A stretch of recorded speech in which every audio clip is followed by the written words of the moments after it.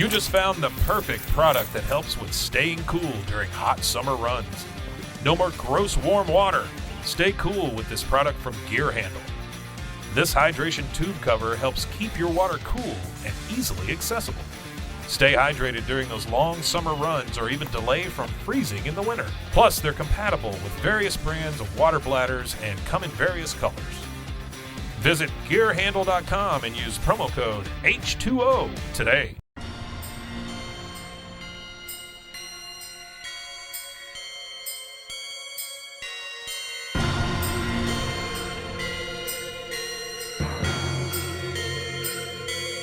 BooBaes.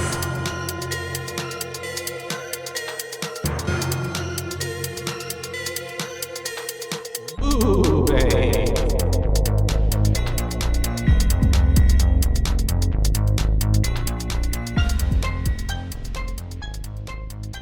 Buenos dias. Hola.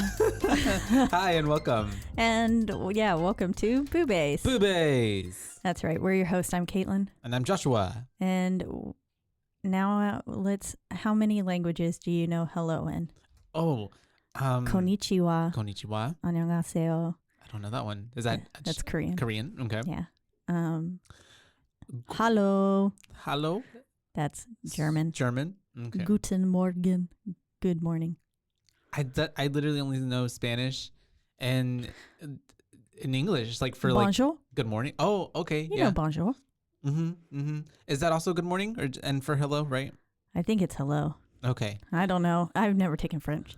Bonsoir is like bye, and bonne nuit is good night. That's good all I know. Night. I only know un, deux, trois, and I know les poissons, which means fish.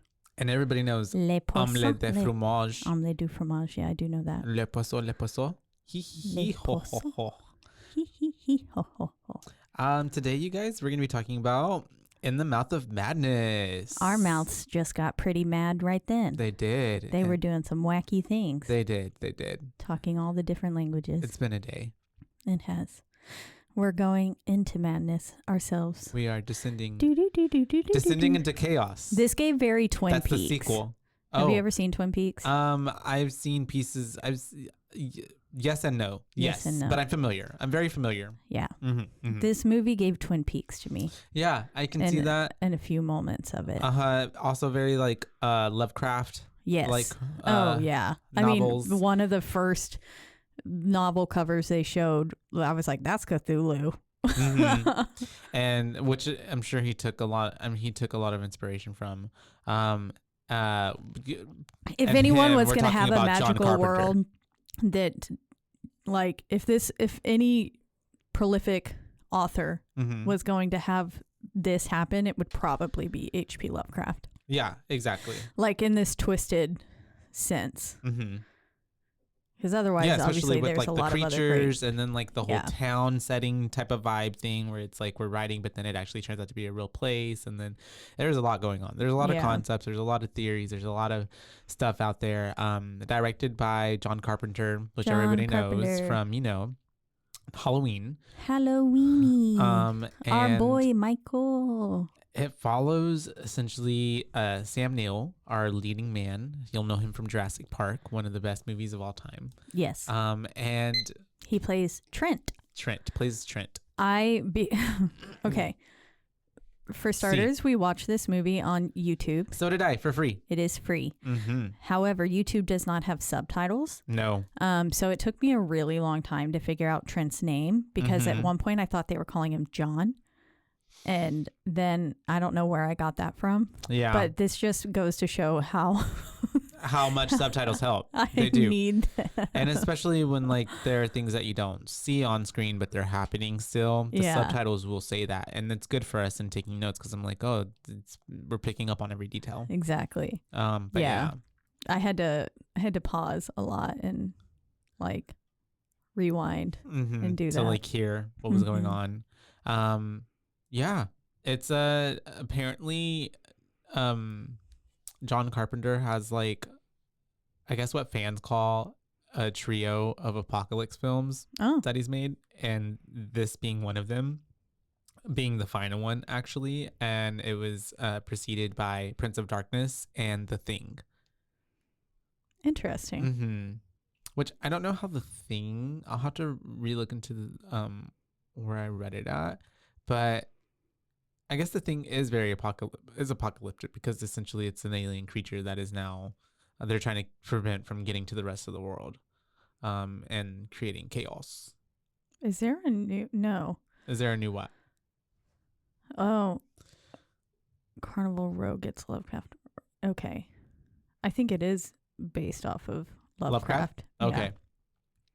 Yeah.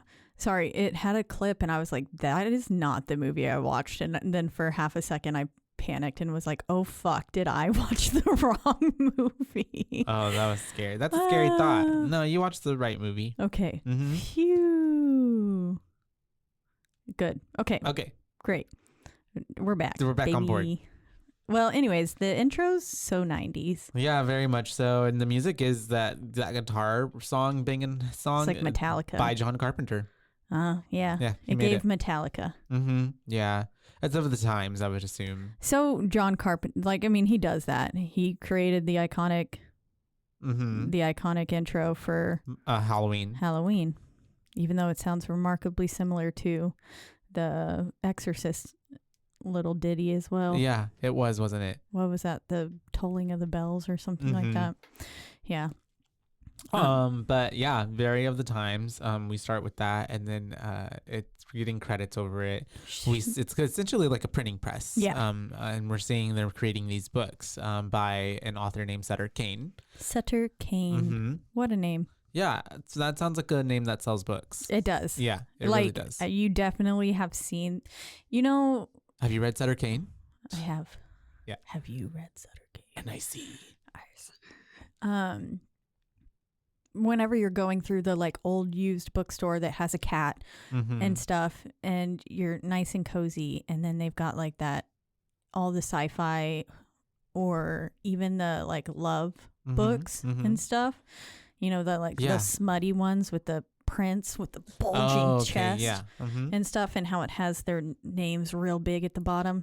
And that would be on there. Sutter Kane. I can see it. Totally. And then I just in my notes I have an ambulance. We got an ambulance coming by. And that's right, because it's got our lead character in it, Mr. Trent. Yep, and they're bringing Trent to a psychiatric hospital. Exactly. Bringing him in, and he's got his stray jacket, and he does seem a little crazy. He's fighting them bringing him in, of course. And we have I feel like any person would when you've been restrained in such a way. Sure. Yeah. And even the crazier, the more fight in them, I believe, too. Yeah. Yeah. I'd be fighting pretty hard if I was not crazy, though, too. I'd be like, get me the fuck out of this. But you can't break out of it, can you? No. So doesn't that make you look even more crazy if you're being like, yeah. You got to stay calm. Let me out and breathe, stuck in your pocket. And then talk about it. Yeah. I haven't been to therapy in a long time. After you slit their throats. Yeah. There you go. And then it's real easy because then, there's no... Then they're dead. There's no talkbacks. And so he's obviously fighting it. It's Sam Neill, because you don't really tell... You can't tell at first, but then it's like shows his face finally when he lifts his head up. And he's telling them that he's not crazy. But they do end up putting him in like a little a little cell. And as he's saying, like, he's not insane, we have all the rest of the people in the same, what are those called? Jail cell areas, not jail all cell. Of their rooms, they're padded cells. Yeah, I would say they're cells. What's a corridor? Yeah, the corridor people that are in there are all reciting. It's a chorus of "I'm not insane, I'm not either." And the third one down, the last one was John Carpenter himself. Oh, nice, that's cool. Yeah, I love how he yells, "I'm sorry about the balls." That was funny. Yeah, and we have.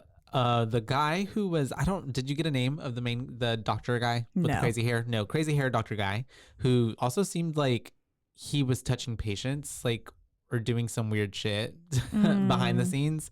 Like, he seemed not well. Did you notice? He just seemed like he enjoyed watching their torture or sufferment, maybe. That's what he gave to me. But it seemed weird. Like he really loved his job. Which is a weird job to love. Yes. And in an unhealthy amount, he loved his job. It's good to be passionate about psychiatry and wanting to help people, but he seemed like he got enjoyment from watching these people suffer. And he turns up the music to like avoid hearing them screaming and stuff. And it's the Carpenters, and Sam Neill is like, not the Carpenters, which is funny because it's a movie directed by John Carpenter. And then the lights dim, and he is having what is like a fever dream. Yes. Or a hallucination, I guess. Yeah. I'd say hallucination. And this part was this had to be probably the creepiest part in the whole movie, in my opinion, was this little scrawny, sickly hand coming and knocking on his window. Dot, dot, dot. Yeah. It looked so creepy from behind him. Like, so he didn't even like see it, but I was like, ugh. But he hears the knock, and then that's when we get like the shadow figure. Yeah, like that's behind him. Popping up behind him, and then he's like, oh, well, this is a sorry way to end it or something like that. And they're this is not the end. You haven't read it yet. And then we get like flashes of light and thunder, and then obviously like the hand breaks through the window. Yeah. And at this point, had he already? No, he hadn't. No, my bad. He'd not colored his cell yet.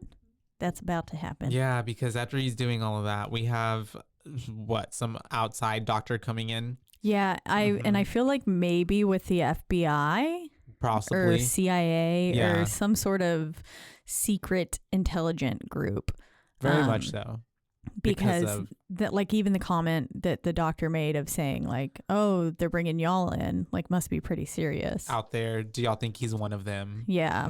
Kind of thing. And the doctor, the outside investigator asked, did he, request anything? And the doctor said just one thing, a single black crown. Single black crayon.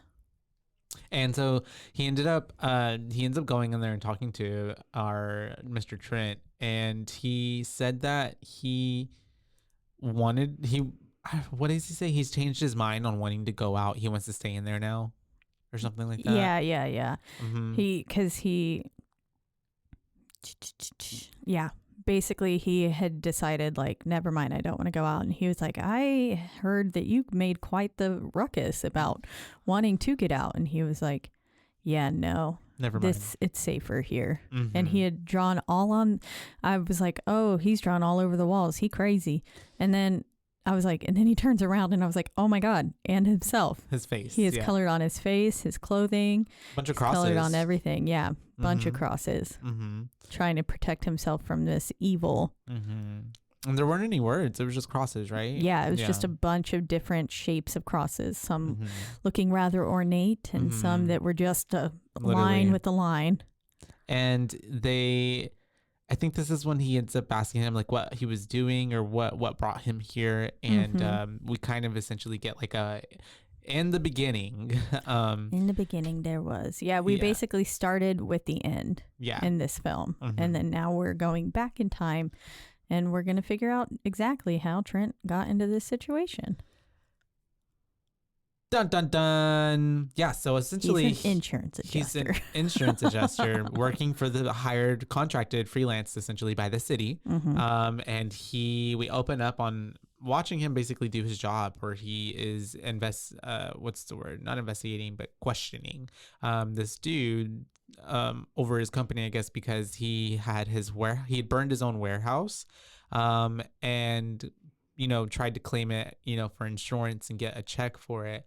But then Trent is so good at his job that he like has pictures of his wife and his lover.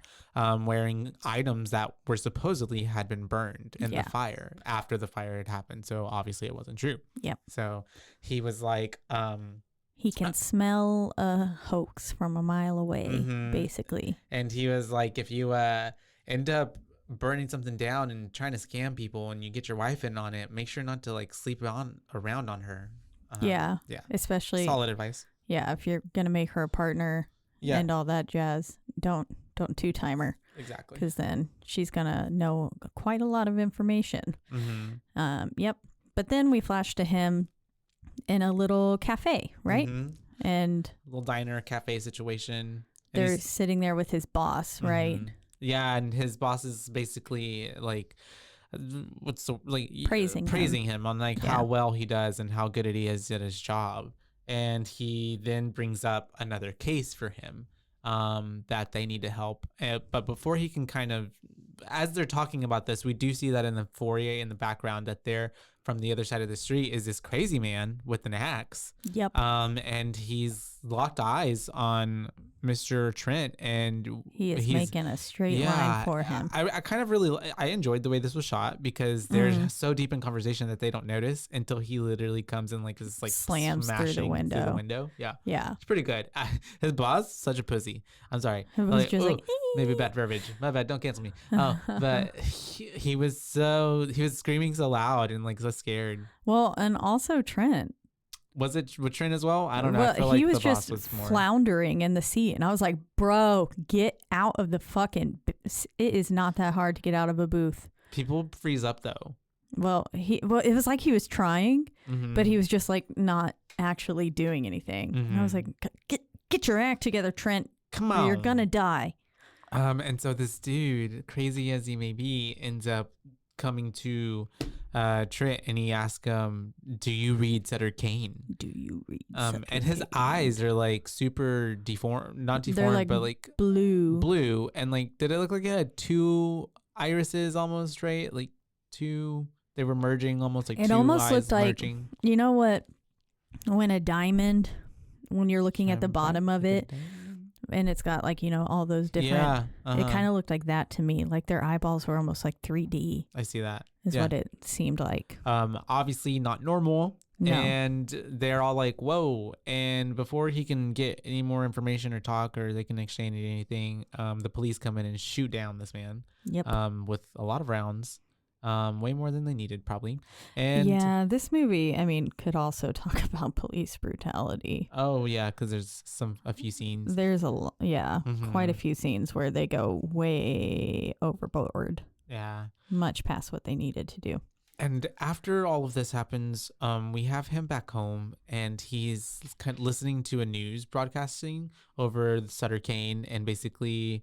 Kind of what like Twilight did back in the day when all the books came out and all the, you know, everybody's fangirling and everybody's rushing to the stores to get the books. But this is like times 20 and people are actually like, well, I guess not yet, but. Well, no, they said rioting. Yeah. Riots were happening everywhere. Exactly. Yeah. Because they couldn't get, the books sold out, couldn't get their copy or something. And they just couldn't get their copies and stuff like that. / I think the pre-orders were full, like past what they had already ordered. I don't know, things like that. Yeah. And I think this is when we kind of give it like some kind of talk of like how, like, you know, when does religion meet books and books meet religion, kind of, or like where's the line that gets drawn in between, kind of thing. Yeah. Because people are taking it so like to heart and like actually letting it influence their actions to where they become violent. Crazy people. Like yeah, they're getting a little too into the story. It's fiction, guys. It's fiction. Sometimes it is hard for me to separate. Yeah. A lot of the times when I'm reading or like when I'm watching anime, I'll be thinking throughout the day, I'm like, oh, I wonder what they're up to. Aw. And then I'm like, they're real. No, they're not. Then I'm like, you're like depressed. Wait. Yeah. And then I'm like, God damn it. Yeah. And when I was like rereading the Harry Potter series, I was like, I wonder what's going on at Hogwarts. When I was like at work, I was just like, what are they up to right now? I need to know. Casting spells. Even though I already read the books, but I still need to know what's happening in between the lines when I'm not there. That is called obsession. Yeah. It's okay. Yeah. It's all right. It's a good obsession, at least. I tend to. It's Harry Potter. Hyper focus on things. It's a part of the ADHD. Yeah.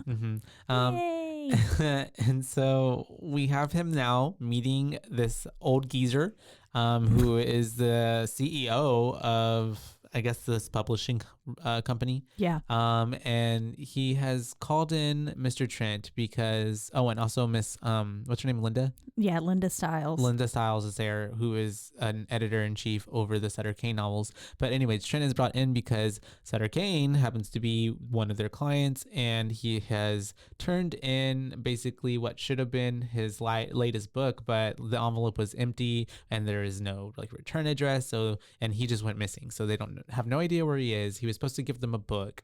And so they think he has it still. And they're hiring him because of his line of work, so he can find him almost like a private investigator. Yeah. Also because, I mean, insurance wise, they have billions of dollars sunk into this book because as they come out, they've already sold the publishing rights or like to the movie. They've already like pre-sold all of these copies to other places, like, and they've already translated it or like lined up to translate it in all these different languages and stuff as well. Like they had a lot to lose by him not turning in that full manuscript. I think he turned in the first part of it. Oh, okay. But not all of it. All of it. Yeah. And so, Sam Neill is basically like, I'm your guy. And so he's like, I can do this. But the CEO is saying, well, I know you can do this, but I'm also going to send Miss Stiles to go with you. I'm sure you won't mind. And so that kind of sets up like, okay, we're probably going to have like a little love interest type of situation going on with them. But then and we also figure out that it was Kane's agent was the man with the axe. That's right. That he was the one who had gone and done that to all those people. And I like that they mentioned that Kane outsells Stephen King, which is like just a little funny little nod. Yeah. And it's like, damn, I'd like to see him try. And so we have then him going down, to the main there. He's gonna leave essentially the office place, but that's whenever he ends up talking to Miss Stiles. They get by the elevator. Putting the moves on her. Yeah, he was. Gross. I was also like, he's too close to her.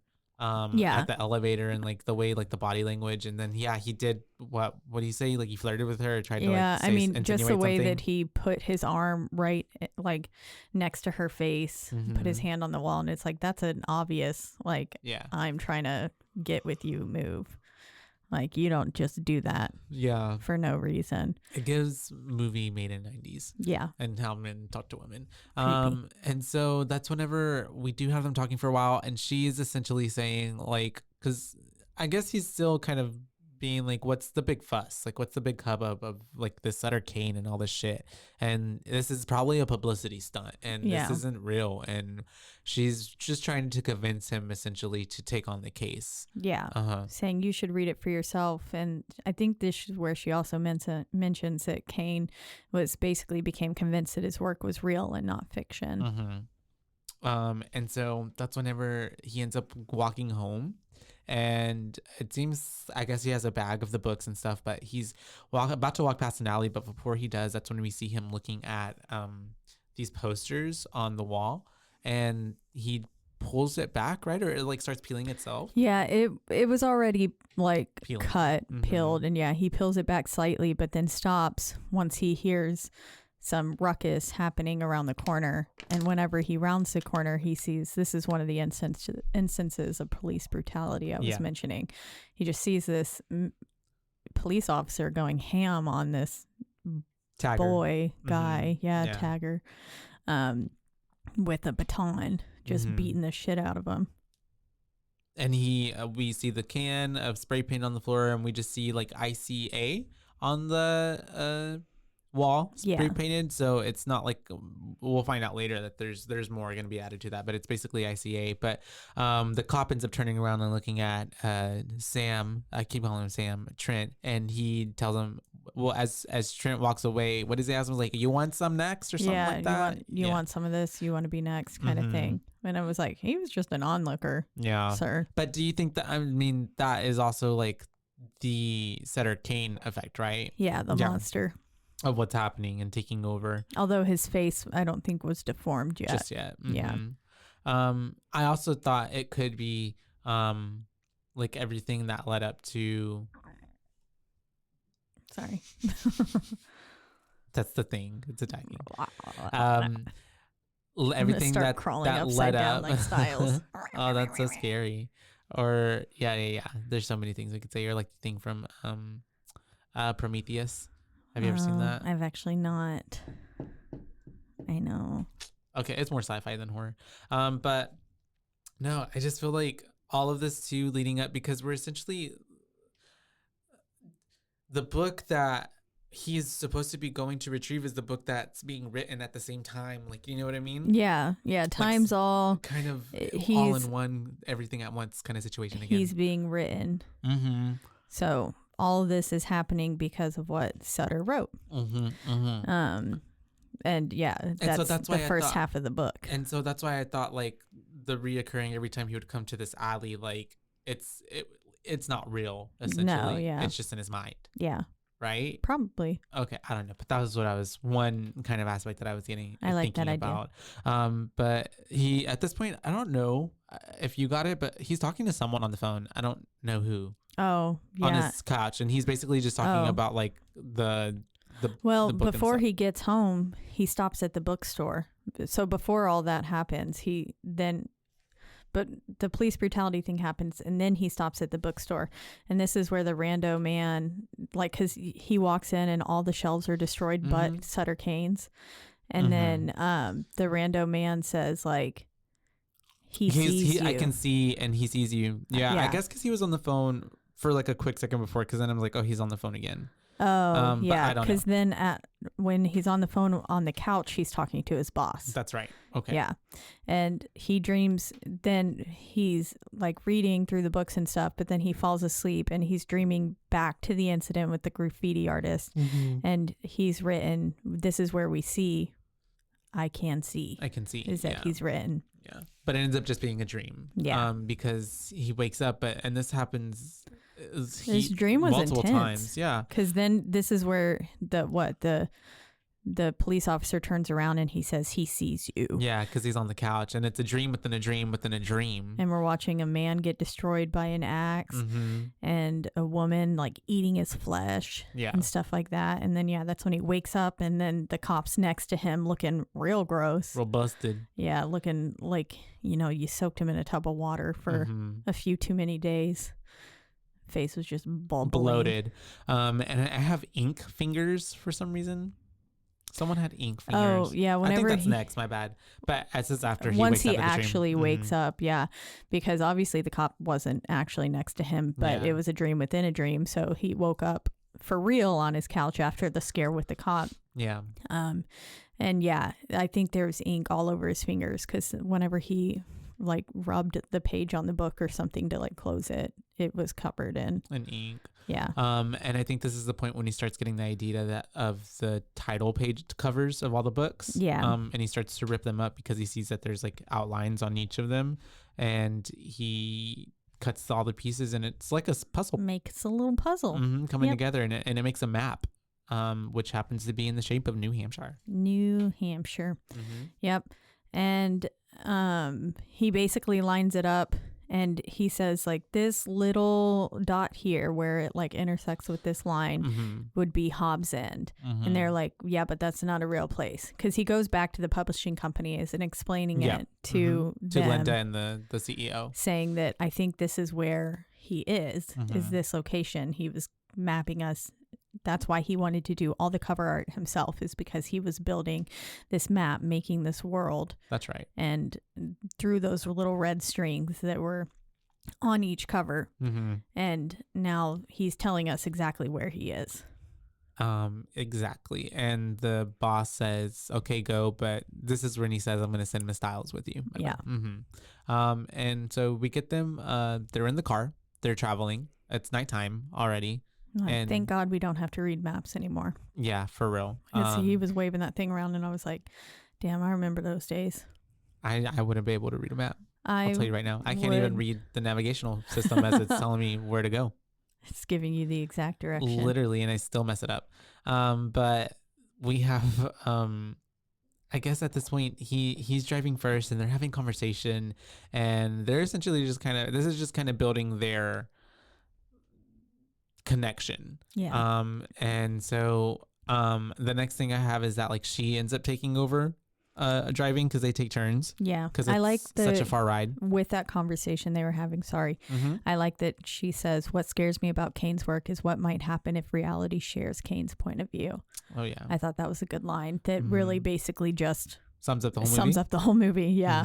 I was like, okay, roll credits. That's her fear, and that's the movie. And then he was saying like, oh, like I would basically go insane. She was like, yeah, you'd have to be locked up or something. And he was like, that would never happen to me. And I was like, LOL, that's exactly going to happen to you. It's very ironic. Yeah. Yeah. The irony is real. And then they switch places, and she's driving. And he ends up falling asleep. But as she's driving, she ends up seeing this young kid riding a bike, and he's got these two like little Joker cards in his spokes.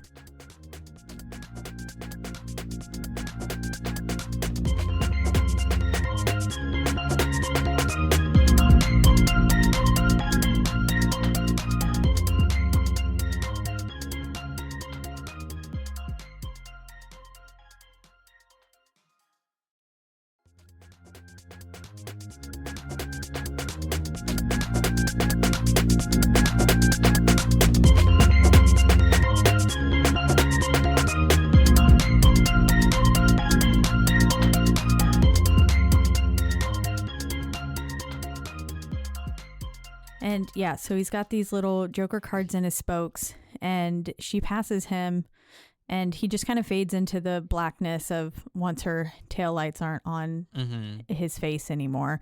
And of course, he's riding down the center stripe too. Yeah. So like very dangerous. The very wrong spot to be riding your bike in the dark.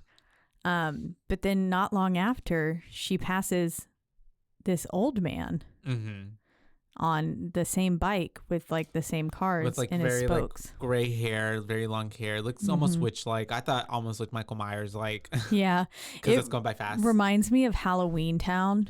Like all the people whenever they were stuck in the, Trappa, apart. Yeah. When and they were the stuck spell from Calabar's Revenge. Yeah. Yeah.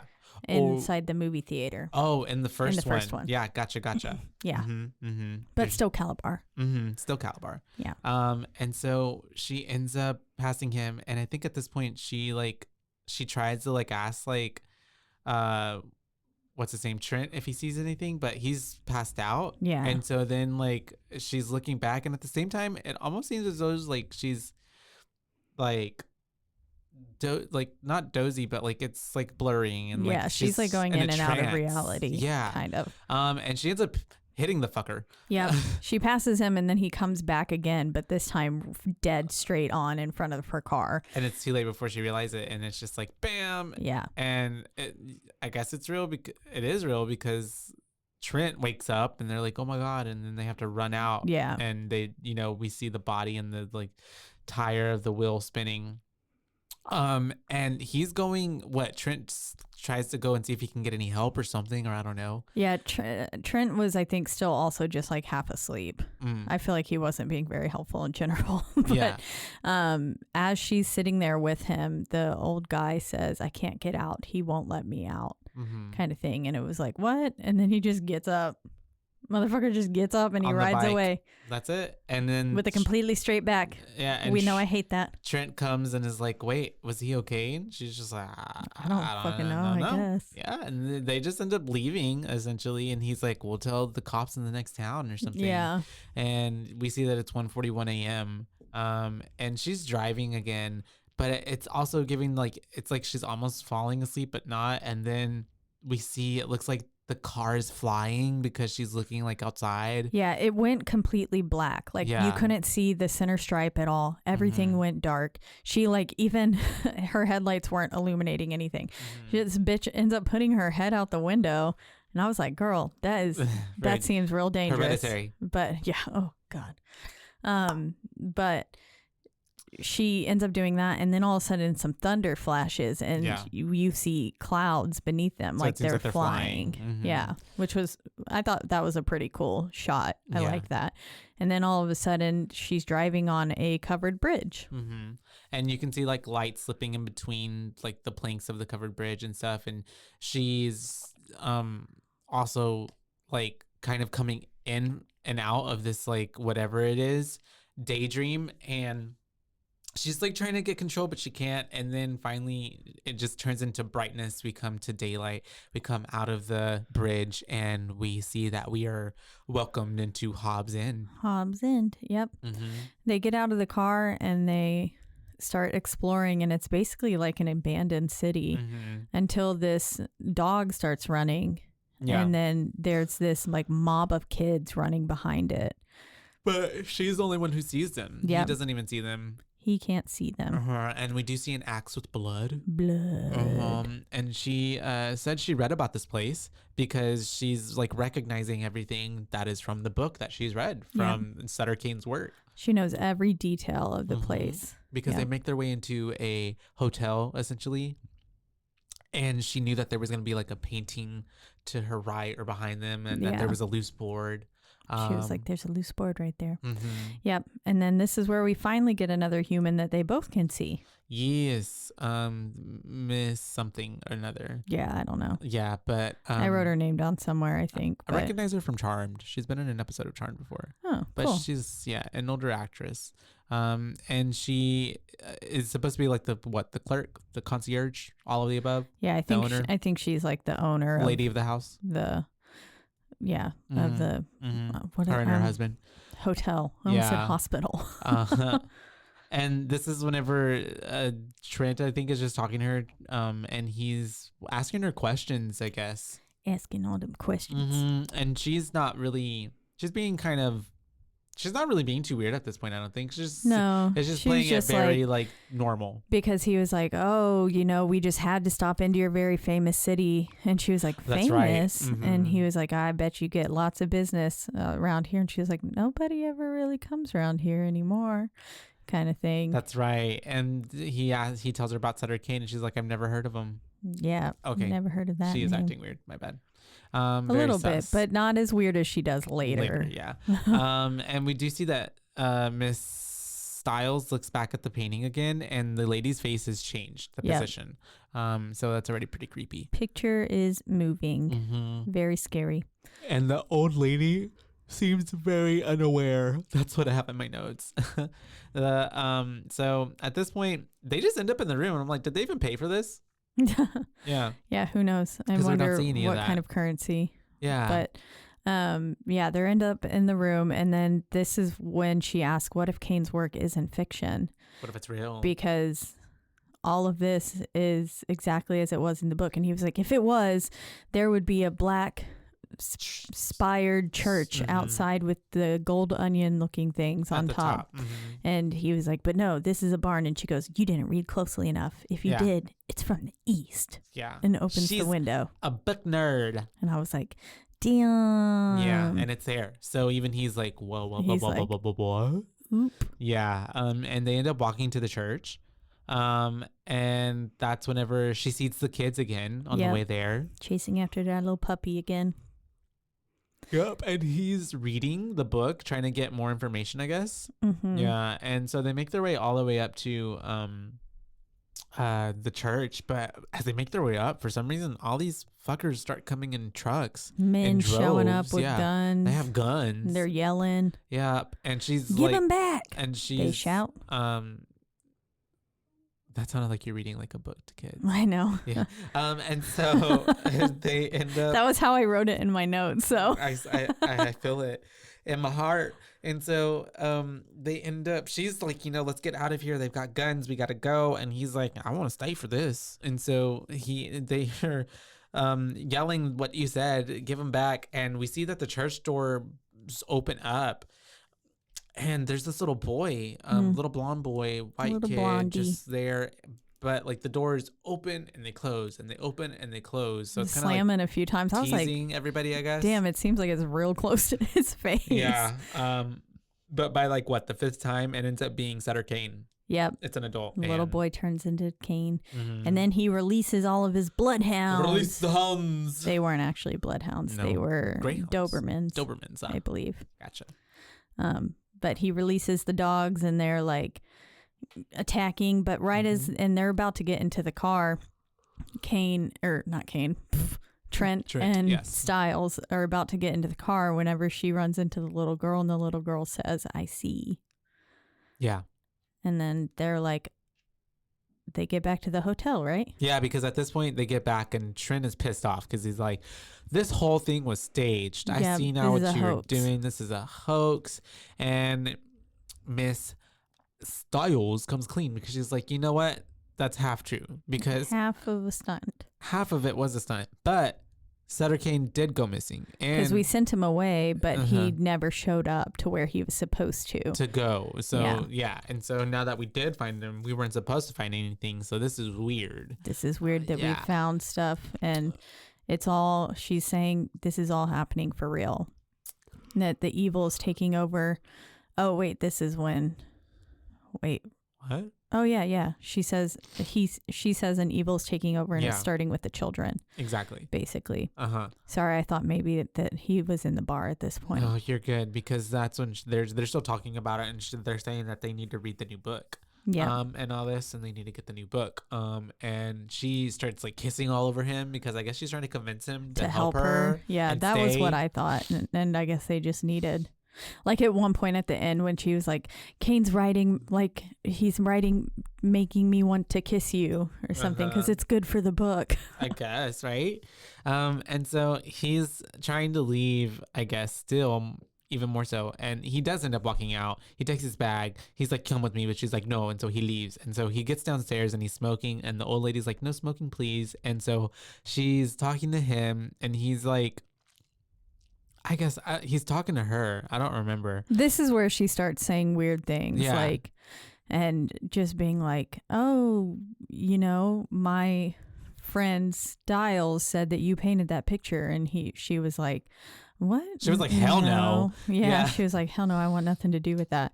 But she just starts acting really odd and bizarre because she's got her fucking husband chained to her goddamn ankle. Shackled. Naked. Literally. And he's just like literally thumping around trying to like get, and he's like 98 or something because he can barely, maybe he looks fragile. He does. He's trying to make noise and she's like kicking him to stay quiet. She's like, shush you. And while that's happening, we see Stiles run off without him in the background. And he sees her, so she's like, let me go after her. And at this point, he did, I think, even notice that the picture moved a little bit. And so it was different from what he saw earlier. And that's whenever we saw someone. Stiles goes to the church. That's right. Stiles does go to church, and he follows after her. Yeah. And whenever she gets there, the kids are all there again. And the little girl says, you're my mommy. Yeah. Today is mommy's day. It's so weird. It was creepy. And her face is like covered in blood and it's really kind of distorted now. And you can see the dog, I think, had 3 legs. I think they ate one of the dog's legs. I could see that. Sure. I'm pretty sure that's what happened. Or they just took it for fun. Yeah. Yeah. And all the, like a lot of the kids had bloodied. There was blood on them as if they'd been eating something. And after the whole it's mommy's day spiel, we do have, we get to read on the door of the church, anyone who enter this place shall be damned. Anyone who dare enter this unholy site be damned forever. I love how she's just like, okay, just walks in. Cool. Yeah. Sounds good. Goes in and we have her going in. She gets into the church and she ends up finding like a secret room. Yeah. And there's upside down crosses in the church too, which is ooh, that is the opposite of what the church should look like. And so I think she like can't get in there at first, but then like the door opens up again, or I don't know. Yeah, she opens it up first and there's basically nothing in the room. That's right. And then she's walking off. She gets like 3 paces away from it and then she hears click, clack, click, clack, click, clack, like little typewriter keys. She opens up the door again and it's a different room. Yep. A whole different room that's like floor to ceiling, black and red, almost like tindony. It reminded me kind of like of a room from Little Nicky, the hell kind of situation. Yeah. Yeah. But it's Sutter Kane. it's Sutter Kane. He's in there typing away. Yep. He's writing the end of the book. And then he tells her, you can edit this one from the inside looking out. Yeah. You can be there was that thing that even story. tried to scare her as well before she walked in, I think. Oh, yeah. There's a jump scare. But yeah, exactly, that she can edit it from the inside out because she's in it. Yep. And so I think that's, he's telling her as well, for years he's been trying to write this book, and essentially everything that he had written up until this point, he had written because what behind the bloody doors had been telling him what to write. Yeah. They were telling me what to write, and they're giving me the power to make it all real, and now it is. Yep. And he says, look at the new Bible, the instrument of change. Yeah. God! And he grabs her and just shows her the book by essentially like bending her over it, and it turns like flashes wide over her, and then all of a sudden we just see that, like, you know, her eyes start bleeding when she comes back up from it. Yeah. And we get little flashes of like what's to come, with the little kind of like earlier tentacles under the doorway that's gonna happen. She stuff sees like creatures that. And stuff, and then then we see that he has a creature on his back. Yeah. It's almost just like he says it helps you see. It reminded me of Harry Potter. Exactly. Yeah, that's what I was thinking. Stone. Professor Lord Trench? No, that's Professor Quibble. No, it'll come to us. I think it is Quibble. Professor or Quibble. Quill. No. Well, it'll come to us. I don't know. Yeah. Anyways, you know the one who's got Voldemort on the back of his head. Ah. Yeah. And so what happens next? Are you going to look it up? Yeah. That's okay, good. At this point I put Linda gets around because she starts like almost Professor Quirrell. Yeah. She almost starts like making out with him too. Yeah. And I was like, ew. Kind of gross. And then this is where she basically pops back into the hotel room and she's in hysterics and she's yelling, I'm losing me. I'm losing sight of what makes me me and stuff, basically. Yeah. And then starts she ends up passing out, right? Yeah. Going Pickman. Pickman is the name of the lady at the hotel. Gotcha. But now she's freaking out. So Trent goes to go get help and he runs downstairs. We notice that the painting has changed again and now it's into like straight up creatures. Creatures, yeah, like wood creatures. Yeah, they were looking real freaky. Fucked up.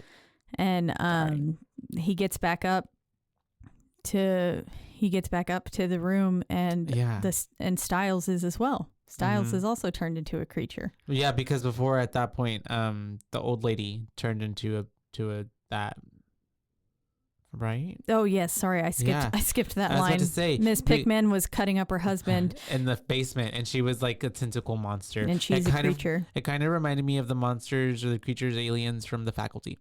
Yes. And so we have her. I liked that movie. It was pretty good. He goes upstairs, and that's whenever he sees tentacles and stuff from under the door, and like the silhouetted, which was the same tentacles that we saw earlier in her little visions. Yeah. And so she comes out of the restroom because everything's from Trent's point of view, and he's already like, now, don't trust her. And what she tries to, she I don't even remember. She throws herself on him or something. Something like that. And then But she turns into a creature immediately and starts attacking him. Yeah, my next note is kids surrounding Styles chanting, "You are a dead girl." And so basically I think they're in the town center now. Yeah. Because he's gotten out. He saw that one like creature of the lagoon looking thing in the like garden area. He's out on the road. And then that's whenever all the townspeople are out there rioting. Yeah.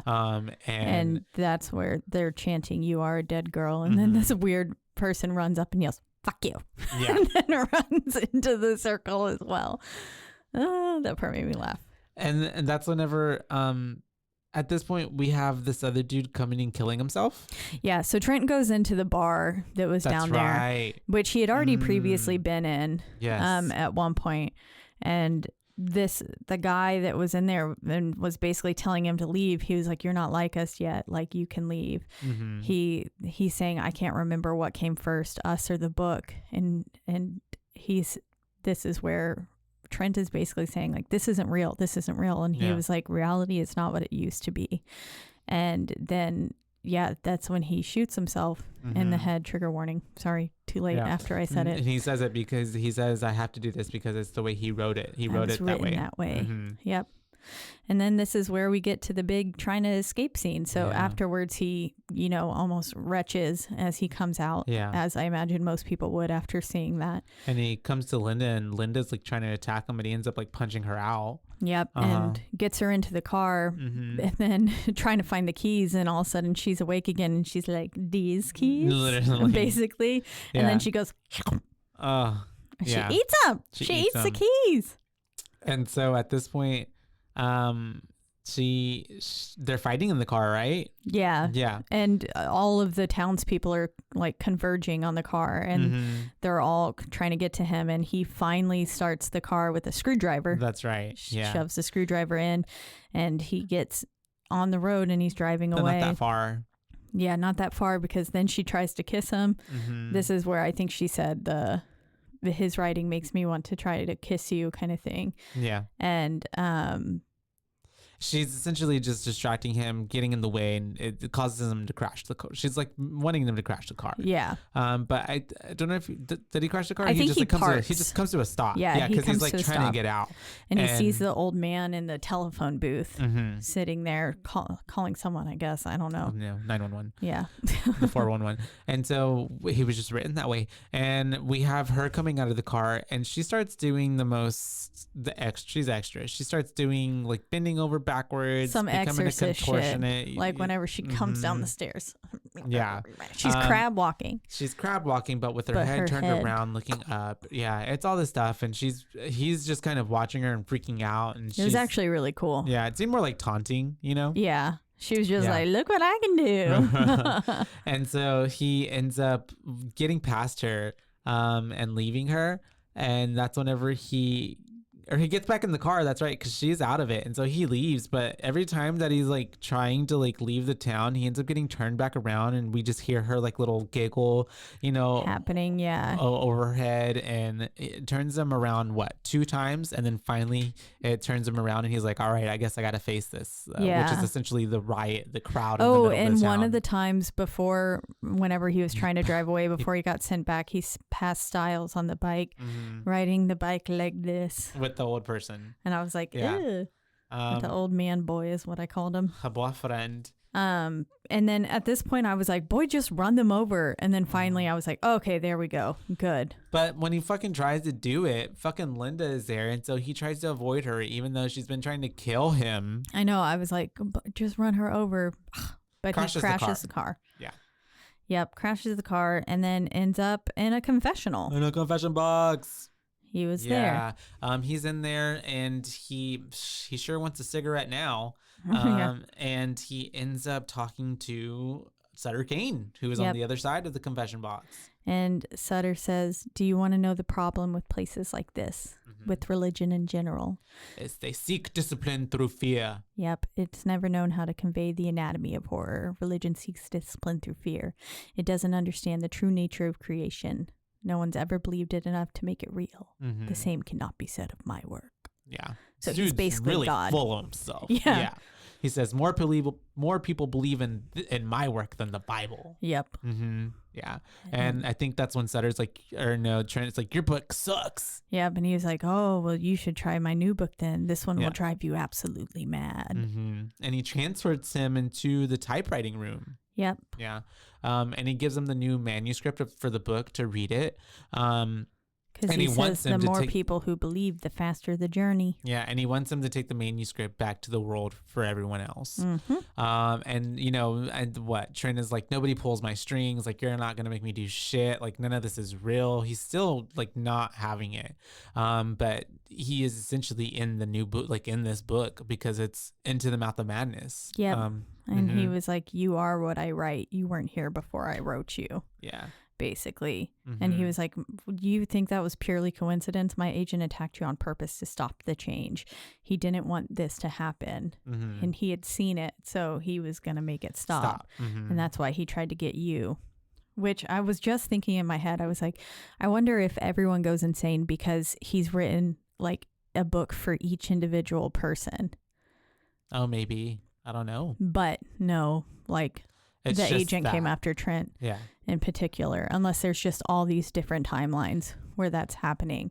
And that's what drives everyone insane, because then they go to the movie and they're watching their life and everything going spiraling and everything like that. I mean, that could be an explanation. Yeah. I feel like there are probably multiple ways you can look at it. And I mean, if he's God, then basically omnipresent, he could do that. All of them are real. Yeah. And so he is telling Trent that his world lies beyond the passageway that opens up behind him, which is basically like a long tunnel. And he ends up he tells him that he can't hold back the creatures for long, so he needs to start going. And at this point, that's whenever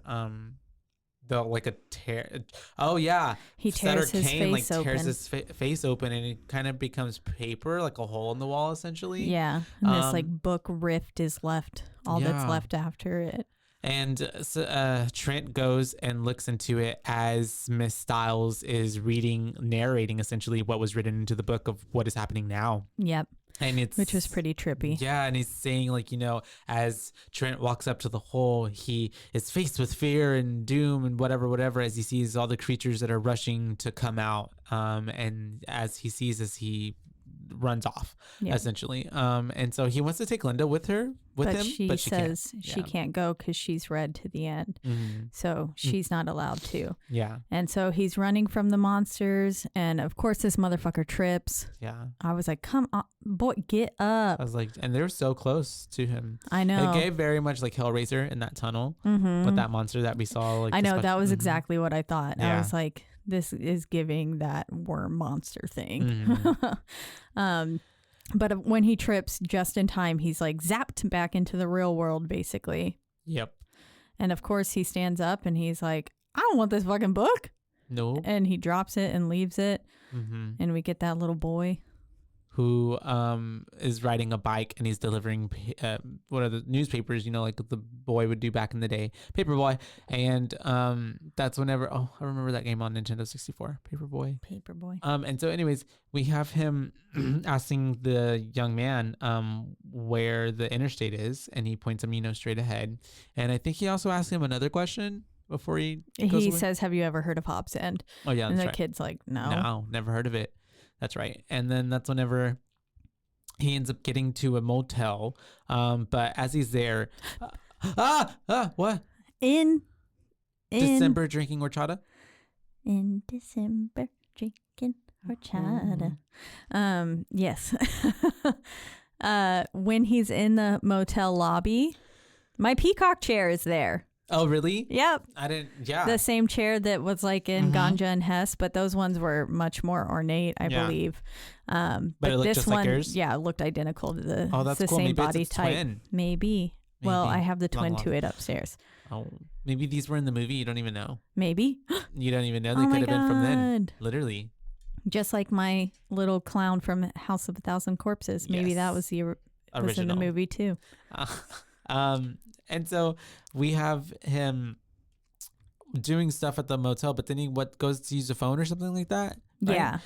And that's whenever the dude who is the concierge at the motel says like, hey, you have a package, right? Yep. And then the book, it's the book. The book. Yeah. And he's like, who the fuck sent this? And he's like, tries to, get all up in their face. And the other dude comes out, I guess, who is much bigger than this guy. And it's like, I was here and I didn't see anybody. Yeah. It was just I'm the one who brought it here. Yeah. Yeah.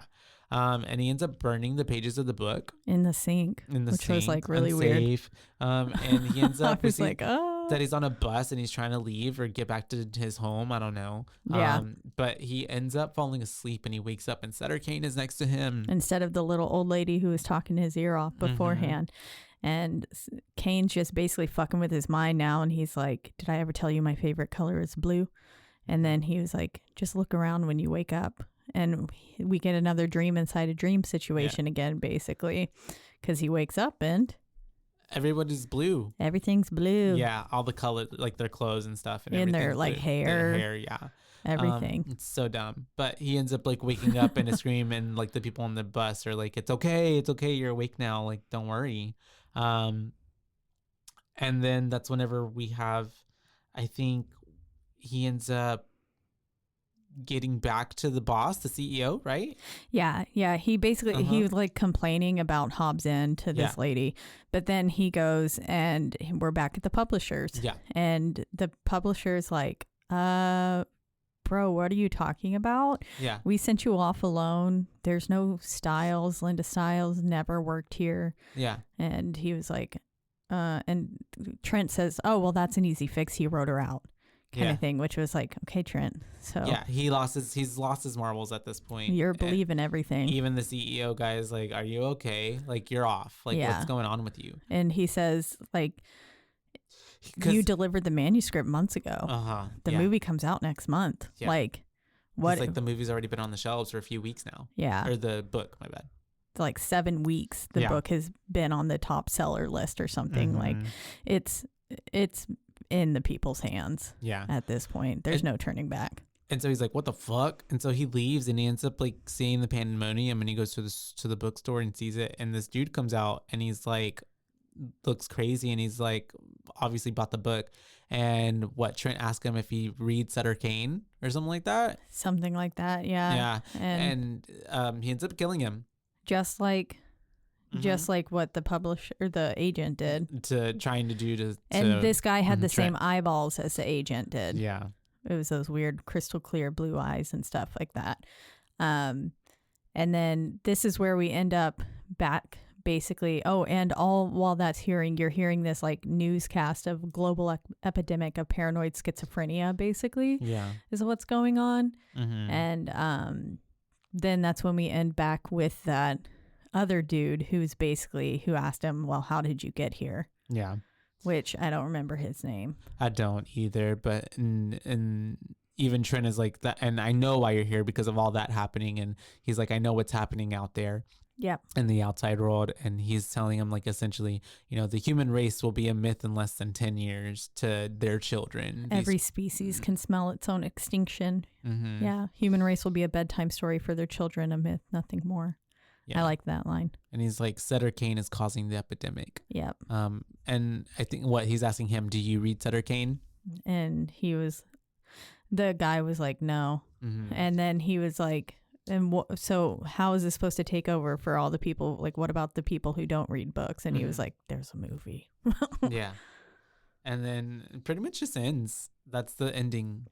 Yeah. Well, basically the doors to his cell gets like ripped off or opened. Oh, that's right. My bad. There's like lightning everywhere and shadows yelling and some sort of like torment or something is happening outside of the place. And he's able to just walk the fuck out. Yeah. And that's when he's walking out. There's blood everywhere and all the doors and everything's ripped off. Destruction. Essentially, it looks like a madhouse. And he picks up this towel to magically remove all of his crayon. And I was like, what in the world kind of makeup towel is that? For real, we need that. I need that makeup wipe. That removed all that crown from his face perfectly. And I need that. What happens after that? Oh, the cities are basically abandoned. People are mutating. You're hearing all of this happening like over a news system and stuff. And then he finds a theater and he goes in to the theater. God, how can I forget all this? Yes. And he's basically watching the movie that we just watched. Literally. He's watching himself. And then it just ends with him sitting there laughing. Maniacally laughing. Yeah. And maybe he's saying like, oh, fuck. I don't know. It kind of looked like he said, oh, fuck at the end. Oh, yeah. I like that, though. This part gave the theater from Halloween Town as well. Yes, definitely.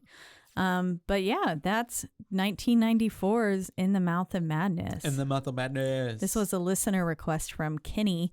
And then also kind of Mason. Mason asked for us to do this as well. And we were like, oh, lucky for you. We already planned to. Asked for it. Because Kenny had asked.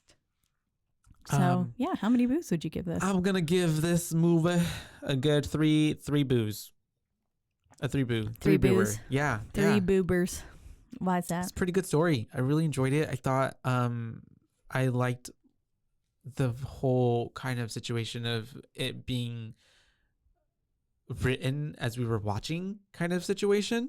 like, because it's trippy to think about in itself. It's like, because it's like how the guy in the bar said before he shot himself, like, I don't know what came first, or the book, like, is it the chicken or the egg that came first? Like, did these people exist before even any of this happened? And then, like, if Miss Stiles never existed, how was she there?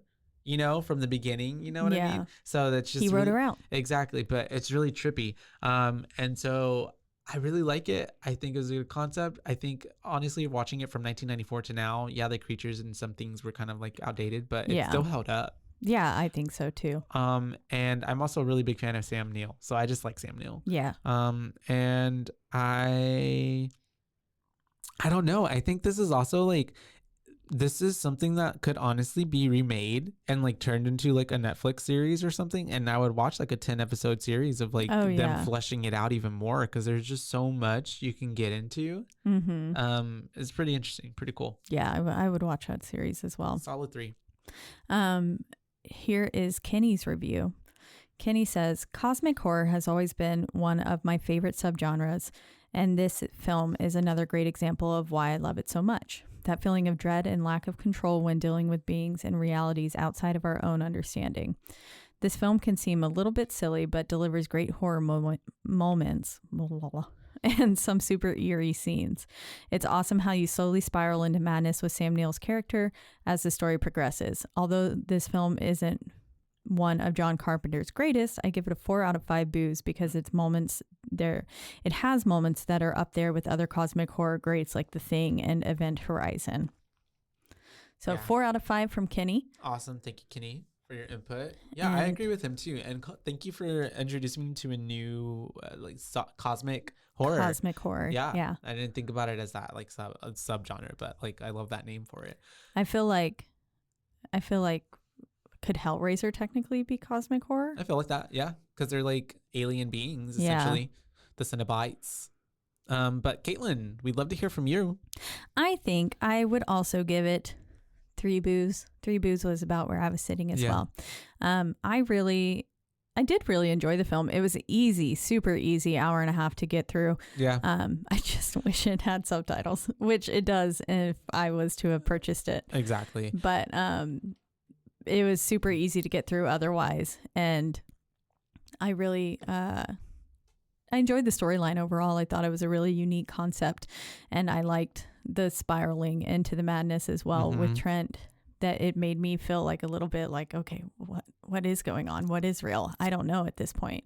I couldn't tell if like Linda was real or what towards the end. And I really like that. I like being kind of duped in that sense. I think I'd give it a solid 3 boos. I have some fun facts. Fun fact me. Hob is an old word which was used to refer to the devil. Oh, really? Yep. I didn't know that. Hobbs End, Devil's End. Okay, I get it. Yeah. And in the film, the works of Sutter Kane are occasionally quoted. Most, if not all of these quotes, are actually taken directly from several H.P. Lovecraft short stories. Oh, okay. Yep. With some adaptations to fit them into the film story. Most notably in the scene where Stiles reads to Trent as he gazes into the abyss, her speech lifts much of its description, including such elements as the illimitable gulf of the unknown, from the last few paragraphs of Lovecraft's The Rats in the Walls.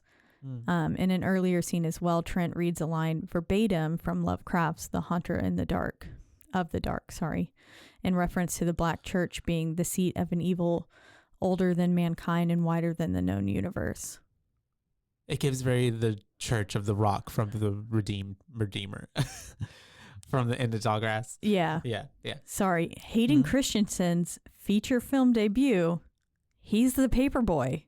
Oh, really? They met Trent by the road. Oh, that's funny. That was why I made that face, because I was like, what?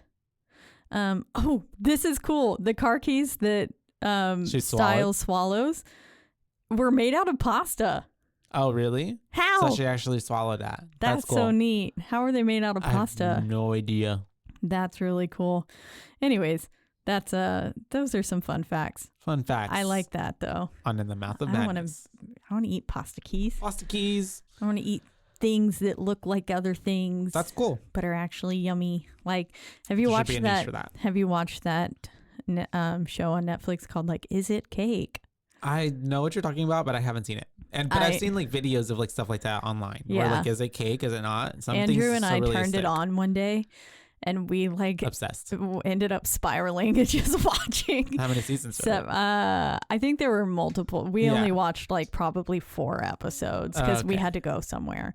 But I was like trying to get ready. I was like curling my hair, but I would come out of the bathroom and like, is it cake? Watch the TV and I'm like, who won? Who won? I need to know. That's funny. Is it cake? I'll look into it. Maybe I'll watch it tonight. It was cute. As always, though. We are in the lovely Rogue Media Network studio. That's right. They take great care of us. Sure do. You can listen to us or any of the other amazing podcasts on Rogue Media Network at roguenetwork.com. That's right. That sounded really bad. Sorry. roguemedianetwork.com. There we go. And if you don't want to listen there, you can also listen on a slew of podcasting platforms, the biggest 2 being Spotify and also Apple. Mm-hmm. But wherever you do listen, don't forget to rate, review, like, and subscribe. That's right, because that is the only way we can get ahead in this world. Please like us. Like us. Like us. Love us. Please just like us. Because it's written that way. It is written that way. Sutter Kane wrote it, so it shall be. Written for you to like us. If you want to let us know your listener request, or if you've seen In the Mouth of Madness and you want to reach out to us and let us know your thoughts on it, you can do so on our one social media platform, and that is Instagram at BooBaes Podcast, and that's BOOBAES, because we're your BooBaes, not your BooBabes. That's right. But just a reminder, we're doing a month of Netflix. This one was not on Netflix, but it is on YouTube, which is even more accessible than Netflix. Yes. So the next film that we'll be covering is, we could do either. Lights Out. Lights Out. Okay. Lights Out. Wait, what was the other one? His House? His House. We can do Lights Out. I want to finish with Lights Out. Okay. So we'll do His House. The next film we'll be covering is His House, and then after that it'll be Lights Out. Lights Out. So, because that sounds more fitting to like end with Lights Out, because it's like Lights Out. Lights Out on this Netflix series. I like it. Yeah. So if you want to watch those films along with us, please do so. And until next time, you guys. Bye, babe. Bye, bays.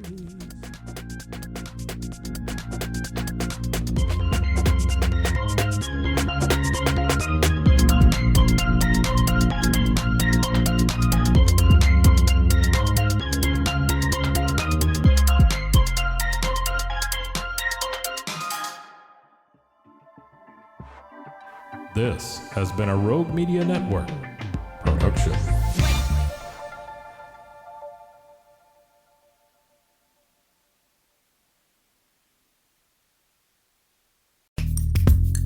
Are you a podcaster? Let's talk podcast hosting. Are you tired of your current podcast host? Need real support in a community that gets it? At Rogue Media Network, we offer top-tier podcast hosting services to help you thrive. From hosting and distribution to dedicated support, we've got you covered. Starting as low as $25 a month. Join our community of passionate podcasters today. Contact us at hello@roguemedianetwork.com.